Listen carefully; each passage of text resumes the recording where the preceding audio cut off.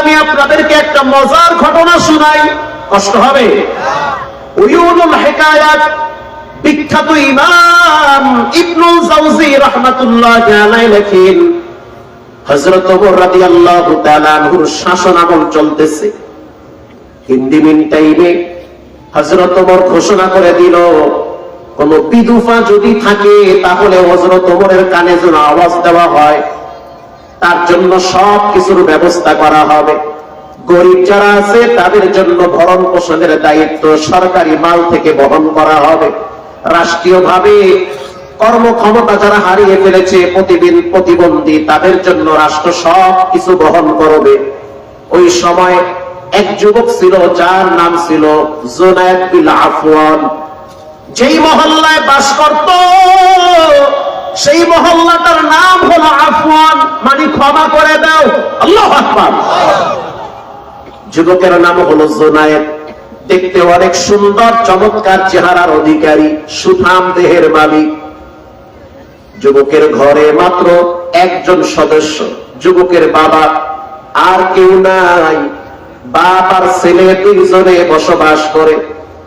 কয়েকদিন আগে তার মা দুনিয়ার থেকে বিদায় হয়। বাপ এতটাই কর্মক্ষমতা হারিয়ে ফেলেছে, নিজের কাপড় নিজে ধুইতে পারে না। এখন সন্তান প্রতিদিন সকালবেলা কাজে যাওয়ার আগে নিজের বাবার কাপড় চোপড় গুলা পুকুরে গিয়া অথবা কূপের থেকে পানি উঠাইয়া নিজে পরিষ্কার করে। পবিত্র জুমার দিন সন্তান নিজের হাতের পায়ের নখগুলা কেটে দেয় বাবার। আল্লাহু আকবার।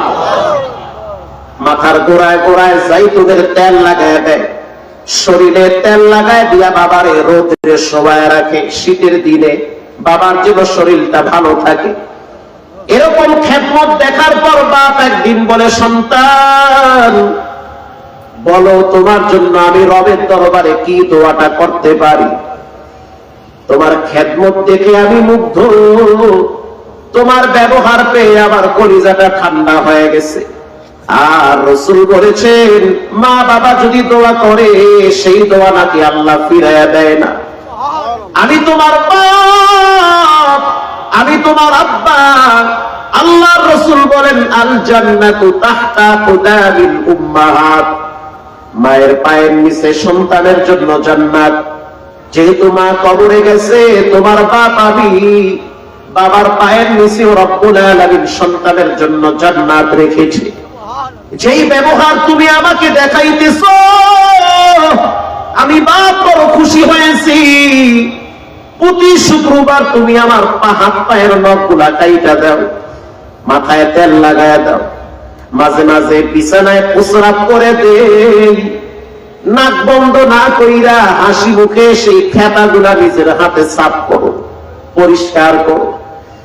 এখন বলো তোমার জন্য আমি রবের দরবারে কি দোয়া করতে পারি। সন্তান এবার বাবারে বলতে আছে, বাবা মাকে হারাইছি, আপনারে অল্পতে হারাইতে চাই না। আপনি অনেকদিন বেঁচে থাকেন, আপনার ছায়া আমার মাথার উপরে থাকুক, এটা আমি চাই। আল্লাহু আকবার। যেহেতু মাকে হারাইছি, আপনাকে হারাইতে চাই না। আর রব্বুল আলামিন খুশি হয় যখন ছেলেমেয়েরা মা বাবার সাথে ভালো ব্যবহার করে।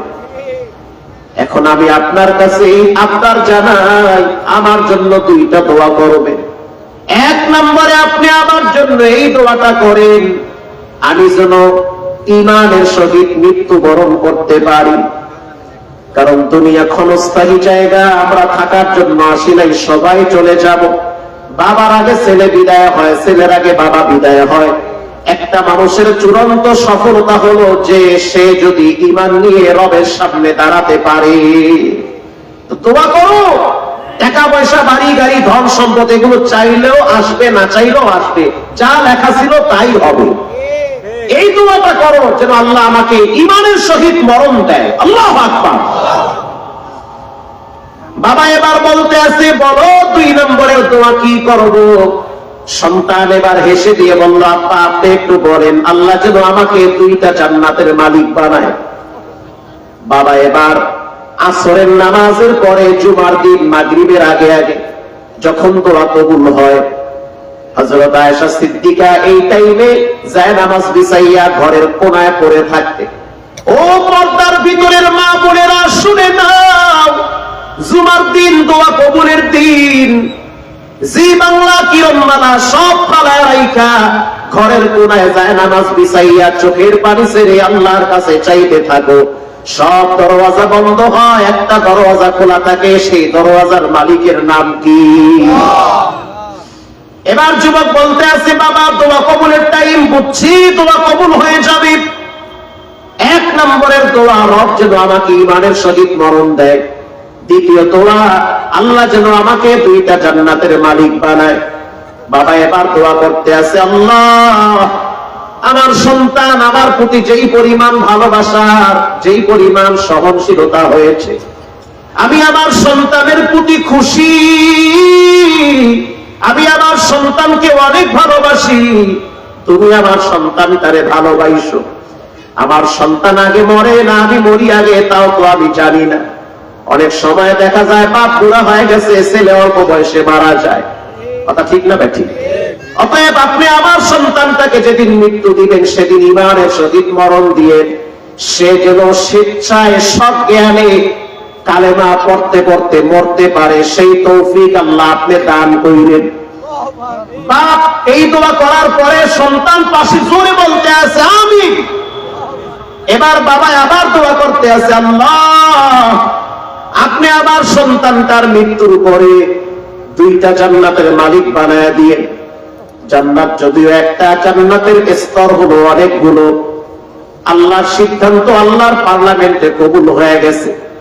এই সন্তান প্রতিদিন সকালবেলা আরবের এক মালিকের বাড়িতে উটের পানি পান করাইতে যায়। এটা তার নিত্যদিন দৈনন্দিন কাজ। প্রতিদিন সকালবেলা সে উটের পানি পান করায়। তো পাহাড়ি অঞ্চল অতিক্রম করে যাওয়া লাগে, যাওয়া আসার পথে আরবি এক সুন্দরী নারী যুবককে দীর্ঘদিন ধরে ফলো করতেছে।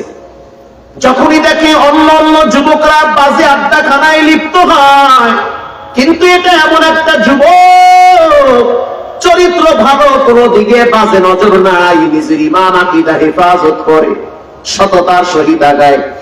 মেয়েটা একদিন কাছে গিয়ে বলল, আমি তোমার সাথে পার্সোনাল সময় কাটাতে চাই, আমি তোমাকে অনেক পছন্দ করি, আসো তুমি আমার সাথে একটু পাহাড়ের পিছনে গিয়ে দুইজনে আড্ডা মারি।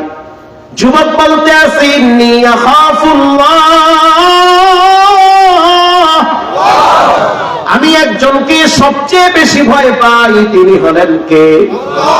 দূর হয়ে যাও, আমি এই দেহের ভিতরে কোনো নারীর স্পর্শ লাগাই নাই, আমার এই রক্তের ভিতরে কোনো হারাম নাই। আমি চাই আমার পবিত্র যৌবন একটা সুন্দরী সুশ্রী নেককার নারীকে উপহার দিব, আমার স্ত্রীকে উপহার দিব। আল্লাহু আকবার। আমি একেবারে নির্ভেজাল, আমার চরিত্রের ভিতরে কলঙ্কের দাগ নাই, আমি কখনোই চাই না তোমার সাথে অবহিত সম্পর্ক করতে। দ্বিতীয় দিন মেয়েটা আবার যুবককে অফার করলো, আসো দুইজনে মিলে একটু সময় কাটাই। মেয়েটা বলতে আছে, যখন সময় কাটাবা একটু দুইজনে নিরিবিলি একটা গোপন জায়গায় গিয়ে আড্ডা দেই। যুবক বলতে আছে, ইন্নী আখাফুল্লাহ, আমি আমার আল্লাহরে ভয় পাই। তৃতীয় দিন মেয়েটা পিছন থেকে আইসা যুবককে জড়া ধরছে। এবার যুবক বলতে আছে, আল্লাহ কবরের আযাবে আমি সবচেয়ে বেশি ভয় পাই, জাহান্নামের আগুনে আমি ভয় পাই, আমি চাই না জিনা ব্যভিচারে লিপ্ত হইতে।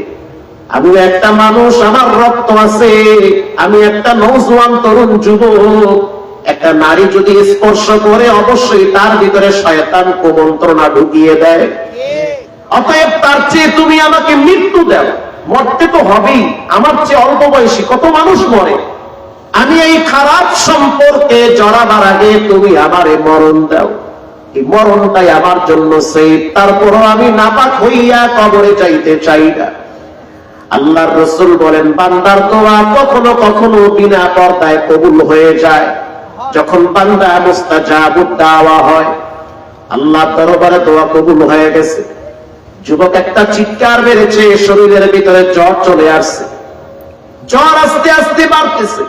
মেয়েটা অনুধাবন করতে পারলো অবস্থা বেগতিক খুবই খারাপ, ছেড়ে দিয়ে চলে গেল। যুবক সামনে আগাইতে না আগাইতে তার মাথা ঘুরতেছে, ঝিন্ডি দিয়ে পড়ে গেল। আর একটা সুস্থ মানুষও তো হঠাৎ দেখি মাথা ঘুরে পড়ে মরে যায়, কথা কম না কা? এবার যুবক কিছু দূর যাওয়ার পরে হঠাৎ যখন পড়ে গেল মাথা ঘুরায়া, কিন্তু মজার বিষয় হলো তার চেহারাটা অটোমেটিকলি কেবলার দিকে ঘুরে গিয়েছে। স্থানীয় রাখালরা দৌড়ায়া কাছে আইসা দেখলো পুরা চেহারাটা হলুদ বর্ণ হয়ে গেছে, ঠোঁটের কিনারায় হাসি লেগেছি। সবাই আইসা যখন তার মাথা টিপতেছে, হাত পা টিপতেছে, কেউ পানি ঢালতেছে, একজনে বলতে আছে লাভ নাই, রফিক আলার ডাকে সাড়া দিয়েছে, চলে গিয়েছে, সে না মারা গিয়েছে। এবার পাহাড়ি যুবকরা সেই যুবককে এক জায়গায় রাইখা তার বাড়িতে চলে গেল। বাবারে খবর দিল, বাবা আয়েশা বলতে আছে আল্লাহর সিদ্ধান্তকে মেনে নিয়েছি, আল্লাহ যেটা করেছে সেটা আবার সন্তানের মঙ্গলের জন্যই করছে, কান্নাকাটি করা যাবে না। আমি বাপ হইয়া দোয়া করলাম আল্লাহ যেন আমার বেটাটারে মাফ করে দেয়। এবার সন্তানের গোসল হয়ে গেল। গতকালকে আইনজীবী আরিফ সন্তান, তাকে স্কুলেরা শহীদ করেছে। আজকে তার জানাজায় লক্ষ লক্ষ মানুষের ঢল নেমেছে, তাকে কিন্তু গোসল করানো হয় নাই, কারণ সে শহীদ হয়েছে। আল্লাহু আকবার। বিনা গোসলে তার জানাজা হয়েছে, রক্ত বেয়ে বেয়ে পড়তে আছে কাপন দিয়া। তার মানে তাকে শহীদ মর্যাদা হিসাবে কবুল করেছেন কে? যুবক এবার যখন তাকে এক জায়গায় সময় রাখছে, গোসল করানোর পর কানের ভিতরে নাকের ভিতরে যখন তুলা দিয়া রাখছে, এরপরে যখন কবর খনন করা হইল, জানাজা পড়াইয়া যখন লাশ কবরে নামাইল, বাপ এবার নিজেই কবরে আগে নামছে। বাপ কবরে নামার পরে মাটি হাত দিয়া লাড়ে আর বলে, হে মাটি, আমার এই সন্তানটারে চাপ দিবি না, জানি কবর একটা ভয়ঙ্কর জায়গা, আল কবরু রাউযাতুম মিন রিয়াযিল জান্নাহ আও হুফরাতুম মিন হুফারিন নার। কবর কারো জন্য জান্নাতের বাগান, কারো জন্য জাহান্নামের গর্ত। নাফরমানদের চিৎকারের আওয়াজ পশু পাখি শুনে, নাফরমানের চিৎকারের আওয়াজ যদি মানুষ শুনতো কাজ করতে পারতো না, সব ফালায় রাইখা জঙ্গলায় গিয়া কাটটাইটা জীবন চালাইতো। আল্লাহ তাআলা এই আওয়াজ মানুষের কানে পৌঁছায় না, মানুষ পাগল হয়ে যাবে।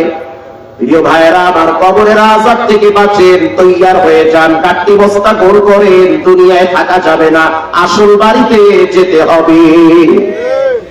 লাশ দাফন করে মুরব্বি হেঁটে হেঁটে 3 কিলোমিটার দূরে মদিনা, সেই মদিনায় চলে গেল। যখন মদিনায় প্রবেশ করলো তখন ফজরের নামাজের জামাত চলতেছে। আল্লাহু আকবার। সেই জামাতের ইমামতি করেন হযরত ওমর রাদিয়াল্লাহু তাআলা আনহু। সে প্রথম রাকাতে তেলাওয়াত করলো সূরা তাহা, দ্বিতীয় রাকাতে তেলাওয়াত করলো সূরা হুমাযা। এবার ওই মুরব্বি পিছনের কাতারে দাঁড়ায়া যখন তেলাওয়াত শুনতেছে, মনটা বড় ভাঙ্গা, কারণ নিজের বেটারে নিজের হাতে কবরে রেখে আসছে, তাজা লাশ কবরে রেখে আসছে। হযরত ওমর যখন নামাজে তেলাওয়াত করলো, নারুল্লাহ, আল্লাহর আগুন, আল্লাহর আগুন, আল্লাতী তাত্তালিউ আলাল আফইদা। পৃথিবীর মানুষ সাবধান হয়ে যাও, দুনিয়ার আগুন ডান হাতে লাগলে ডান হাত জ্বলে, বাম হাত জ্বলে না, কিন্তু জাহান্নামের আগুন, আল্লাহর আগুনের এত তাপ, শরীরের যে কোনো অঙ্গে লাগলে কলিজা ভুনা হয়ে যাবে। এই আয়াত তেলাওয়াত করার সাথে সাথে পিছনের কাতারে বাবায় বাচ্চাদের মতো ফুফায় ফুফায় কাঁদতেছে। বাবার কলিজার ভিতরে হিট করছি, না জানি আমার সন্তানের কবরে কি হয়। বাবাই যখন নামাজ শেষ করলো, হযরত ওমর যখন সালাম ফিরাইলো, পিছনে তাকায় দেখতেছে এক মুরব্বি মাথার উপরে কালো চাদর দিয়া বাচ্চাদের মতো হেই দিয়া কাঁদতেছে। নতুন সন্তান দাফন করে আসছে, কেবল তাজা সন্তান। হযরত ওমর বলে, পেটে খিদা লাগছে, পায় না লাগি নাই, তবে কলিজার ভিতরে খিদা লাগছে। হযরত ওমর প্রশ্ন করলো, কি হয়েছে? বলে, আমার সন্তানটারে কবরে রাইখে আসছি। কবর তো একটা অন্ধকার, ছিদ্র নাই, হাওয়া বাতাস যাবে না, আলো বাতাস ভিতরে ঢুকবে না, কেউ খাবার দিতেও পারবে না, কেউ জানতেও পারবে না ভিতরে কেমন ব্যবহার করা হয়। হযরত ওমর বলতে আছে, তোমার সন্তানের নাম কি? বলে, আমার সন্তানের নাম জুনায়েদ বিন আফওয়ান। বলে, তাই নাকি? বলে, হ্যাঁ। তাহলে তো বুঝতে পারছি তোমার সন্তান নেককার সন্তান। চলো তোমার সন্তানের কবরের পাশে দাঁড়ায় আমি একটু জিয়ারত করব। আল্লাহু আকবার। হযরত ওমর রাদিয়াল্লাহু তাআলা আনহু এবার তার সন্তানের কবরের পাশে দাঁড়ায়া এই আবার তেলাওয়াতকৃত আয়াতটাই তেলাওয়াত করলো, ওয়া আম্মা মান খাফা মাকামা রাব্বিহি ওয়া নাহান নাফসা আনিল হাওয়া। আল্লাহর ভয়তে যারা গুনাহ ছেড়ে দেয়, পাপ ছেড়ে দেয়, আল্লাহ তাদেরকে একটা জান্নাতের মালিক বানায়। কবরের ভিতর থেকে যুবকের কণ্ঠের আওয়াজ, ওয়ালিমান খাফা মাকামা রাব্বিহি জান্নাতান। ওরে ওমর, শুনে নাও, আমার রব আমার বাবার দোয়া কবুল করেছে। আমার বাবা দোয়া করছে, রব আমার সন্তানটার ঈমানের সহিত মরণ দাও, সেটাও রব কবুল করেছে। আর আল্লাহ তাআলা আমাকে জান্নাতে দ্বিতীয় স্তরের অর্থাৎ ভিআইপি জান্নাতের মেহমান বানাইছে। সুবহানাল্লাহ। দুইটা জান্নাতের মালিক বানাইছে। এই মজমার ভিতরে যারা আছেন, একজন লোক উঠবেন না। মাদ্রাসার জন্য আমি প্রথম একটা মায়ের সন্তান চাই, হুজুর ৫,০০০ টাকা দিয়া দিলাম। আল্লাহর নবীর ঘর, মা বাবা থাকলে খাওয়ানো লাগতো, চিকিৎসা করার লাগতো। আজকে আপনার ফ্রিজের ভিতরে মাছ মাংস সবই আছে, কিন্তু আপনার ঘরে আপনার মা নাই। ঘরে গিয়া দেখবেন মায়ের বিছানা খালি পড়ে আছে। পুরা প্যান্ডেলে আমি প্রথম ২-১টা মায়ের সন্তান চাই, কে পারবেন? হুজুর, কষ্টের দিনে মা বাবাই ছিল, আজ সুখের দিন আব্বা আম্মা হারাইছি। আমার টাকা ছেলে মেয়েরা খায়, স্ত্রী খায়, পাড়া প্রতিবেশী খায়। আল্লাহর নবীর মহব্বতে আমি মাদ্রাসার জন্য লিল্লাহ বোর্ডিংয়ে ৫,০০০ টাকা দান করে দিলাম। সম্মান কমাবে না, ইজ্জত কমাবে না, ধন আল্লাহ বাড়ায় দিবে। আসেনকে দেওয়ার মতো প্রথমে একজন হাত তুলে দেবে ইনশাআল্লাহ। এই যুবক ভাইয়ের নাম লেখেন। ওই খাতা কলম কোথায়? ভাইয়ের নাম কি? কি নাম? রায়হান ভাই। নারায়ে তাকবীর। আয় আল্লাহ, রায়হান ভাইকে কবুল করে নেন, জানে মানে বরকত বাড়ায় দেন, হায়াতে তৈয়বা দান করেন, বালা মুসিবত দূর করেন, মাথার উপর থেকে বিপদগুলা কাটায় দেন। জোরে বলেন আমিন। আছেন কোন ভাই পিছনে? ৫,০০০ টাকা দিব ইনশাআল্লাহ। লাভবান হবেন, ঠকবেন না। জীবনে শুনি নাই দান করলে মানুষ ফকির হয়, তবে কিস্তিতে নাম লেখাইতে লেখাইতে মানুষ ফকির হয়ে যায়। কি নাম? শহীদুল ভাই। এই নমস্কার কইল না। শহীদুল ভাই ৫,০০০। নারায়ে তাকবীর। আয় আল্লাহ, শহীদুল ভাইকে আপনি কবুল করে নেন, বারবার হজ করার তৌফিক দান করেন। জীবনে যতদিন বেঁচে আছে ঈমান আর আমলের সহিত থাকার তৌফিক দেন। জীবনের শেষ নিঃশ্বাস যেদিন ত্যাগ করবে, কালেমা পড়তে পড়তে যাওয়ার তৌফিক দেন। বলেন আমিন। আছেন কোন ভাই দেওয়ার মতো?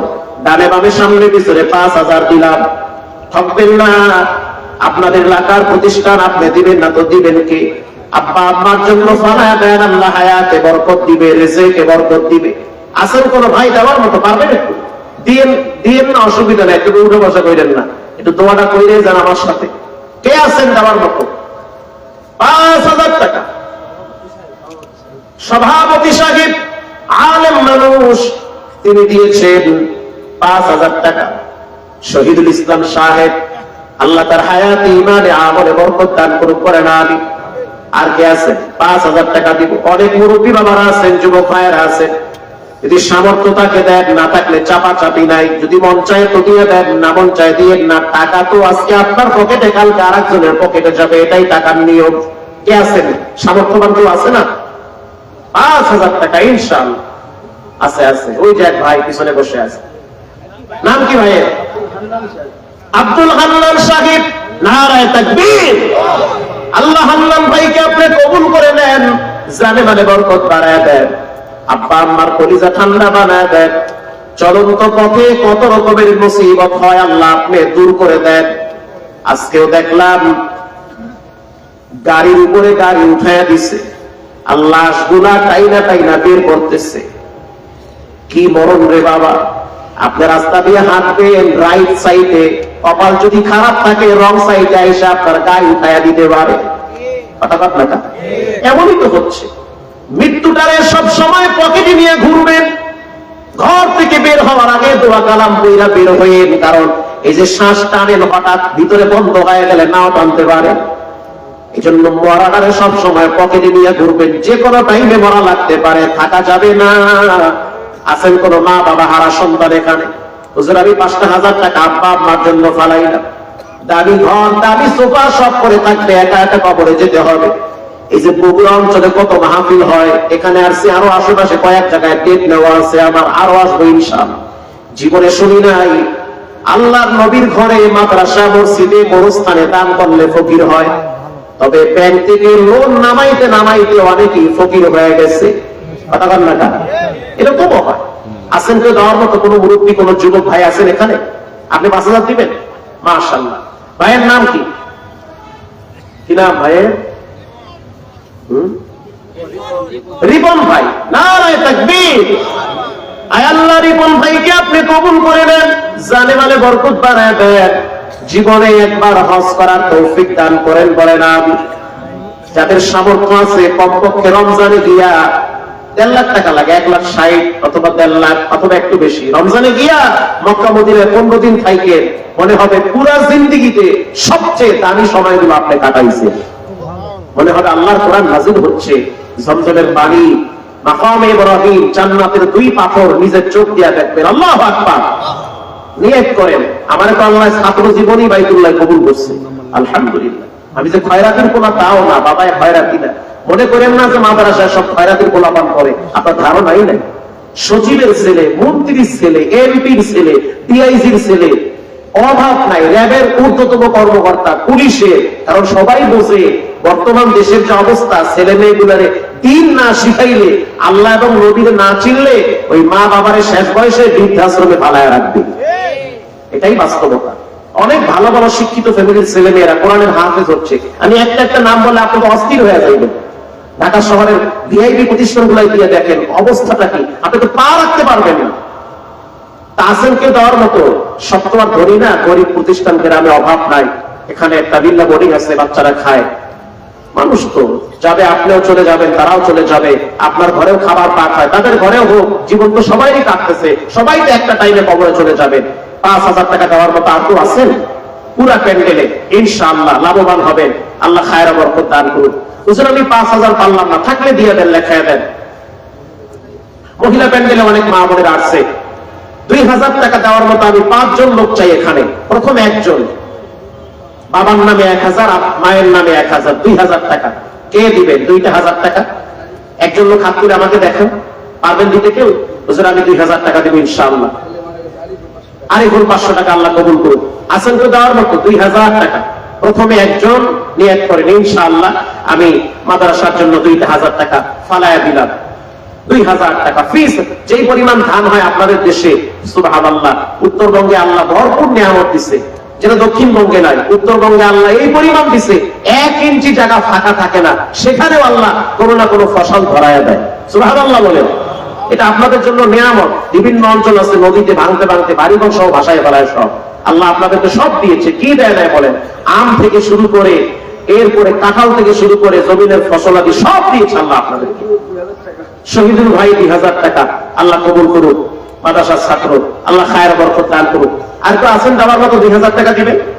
ডানে বামে সামনে পিছনে আছেন কেউ দেওয়ার মতো? 2,000 টাকা ইনশাআল্লাহ, আল্লাহ খায়ের বরকত দান করুন। কে আছেন? কে পারবেন 2,000 টাকা দেওয়ার মতো? ইনশাআল্লাহ। নাই কে দেওয়ার মতো?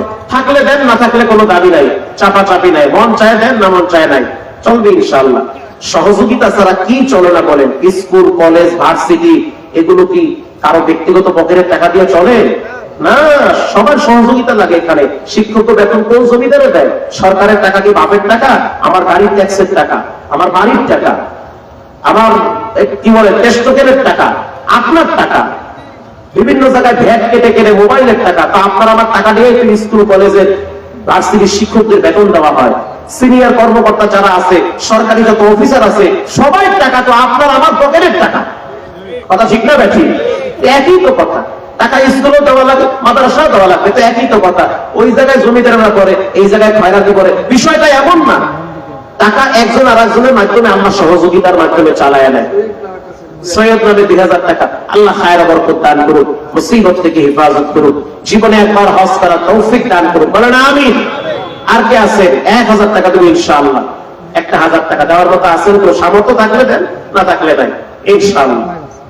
একটা হাত তুলে আমাকে দেখান, যদি আমি 1000 টাকা দিব মাদ্রাসার জন্য। শাহিদুল ভাই 1000 টাকা, আল্লাহ কবুল করুক, খায়র বরকত দান করুক। 1000 টাকা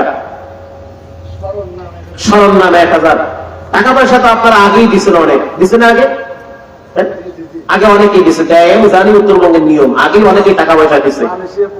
মালয়েশিয়া প্রবাসী আমিরুল হক 5000 টাকা। নারায়ে তাকবীর। আল্লাহ তাআলা কবুল করুক। মহিলা প্যান্ডেলের রুমাল যাচ্ছে, মা বোনেরা মুক্ত হস্তে দান করেন। মানিক ফুলতলা 1000 টাকা, আল্লাহ মানিক ভাইকে কবুল করুক, হায়াতে বরকত দান করুক, মুসিবত থেকে হেফাজত করুক।